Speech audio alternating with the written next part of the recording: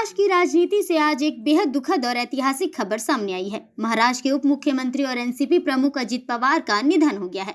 बारामती में लैंडिंग के दौरान उनका चार्टर्ड विमान दुर्घटनाग्रस्त हो गया, जिससे विमान में सवार सभी 5 लोगों की मौके पर मौत हो गई।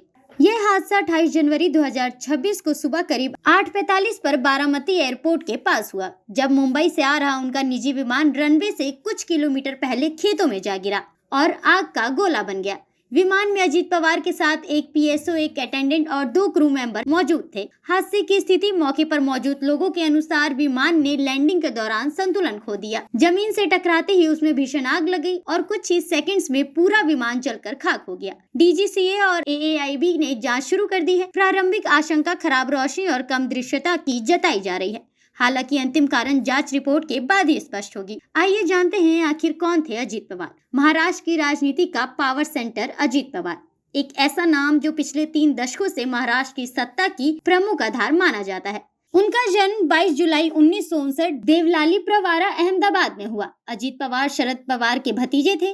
वे 8 बार विधायक और 6 बार उप मुख्यमंत्री भी रहे। महाराष्ट्र के सबसे लंबे समय तक वित्त मंत्री रहने वालों में उनका नाम शामिल था।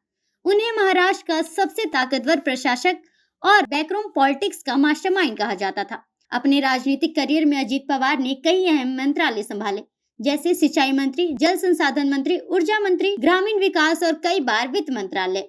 उन्होंने महाराष्ट्र के सबसे ज्यादा बजट पेश किए और सिंचाई, सहकारिता और ग्रामीण अर्थव्यवस्था पर उनकी पकड़ मानी जाती थी। उनके करियर में सत्ता की सबसे बड़े राजनीतिक मोड़ 2019 का सियासी भूचाल था, जब अजित पवार ने बीजेपी के साथ अचानक हाथ मिलाकर देवेंद्र फडणवीस को मुख्यमंत्री बना दिया और खुद उप मुख्यमंत्री बने, लेकिन सिर्फ 3 दिन बाद ही इस्तीफा देकर सबको चौंका दिया। वैसा ही हुआ कुछ 2023 में, जब एक बार फिर उन्होंने अपने चाचा शरद पवार से अलग होकर एनसीपी में फूट डाल दी और भाजपा एकनाथ शिंदे सरकार में शामिल हो गए।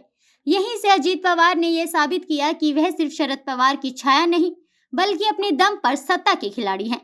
2024 चुनाव अंडर एस्टिमेट लेकिन निर्णायक। लोकसभा चुनाव में झटका, लेकिन विधानसभा चुनाव 2024 में 41 सीट जीतकर अजित पवार ने महायुति सरकार की नींव मजबूत की और आज महाराष्ट्र विधानसभा में सरकार का सियासी संतुलन अजित पवार पर टिका हुआ था। केंद्र की राजनीति में भी इसका असर देखने को मिला। मोदी सरकार को समर्थन राज्यसभा में कई अहम विधायकों को पारित कराने में एनसीपी अजित पवार गुट की भूमिका निर्णायक रही। अजित पवार के निधन से महाराष्ट्र की राजनीति की धुरी हिल गई है। राज्य सरकार का सियासी संतुलन बदलना तय है। एनसीपी के भविष्य और नेतृत्व पर गंभीर सवाल है। महायुति में पावर रीअलाइनमेंट अब अनिवार्य है। इसी बीच मुख्यमंत्री देवेंद्र फडणवीस ने अजित पवार के निधन पर 3 दिन के राजकीय शोक की घोषणा की है।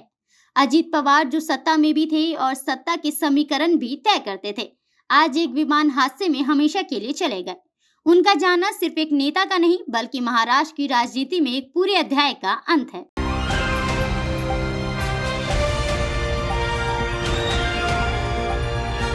दिल्ली, हरियाणा, उत्तर प्रदेश, राजस्थान की हर खबर के साथ देखते रहिए न्यू इंडिया न्यूज़ नेटवर्क।